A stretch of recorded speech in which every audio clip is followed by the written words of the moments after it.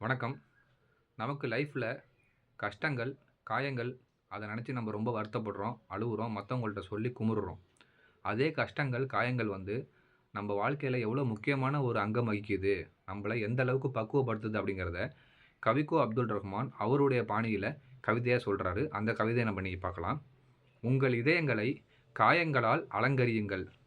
காயங்களால் தான் நீங்கள் பிரகாசிப்பீர்கள். காயப்படும் ஓலைதான் சுவடியாகிறது.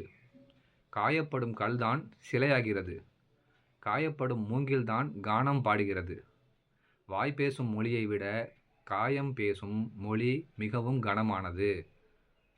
ஆறும் காயம் காயமல்ல. கவிக்கோ அப்துல் ரஹ்மான்.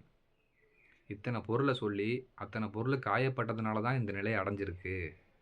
ஒரு விஷயம் ஈஸியாக ஆறி போச்சு அப்படின்னா அது காயமே கிடையாது. நம்ம மனசுக்குள்ளே ஆறாமல் இருந்து நம்மளை துன்பப்படுத்தி கஷ்டப்படுத்தி நம்ம அதோட வாழ பழகி அதை தாண்டி வர்ற கஷ்டங்களையும் கடந்து வாழ்கிறதுக்கான தைரியத்தை கொடுக்கறதே அந்த காயம்தான் அப்படிங்கிறத கவிக்கோ அப்துல் ரஹ்மான் அழகாக சொல்கிறாரு.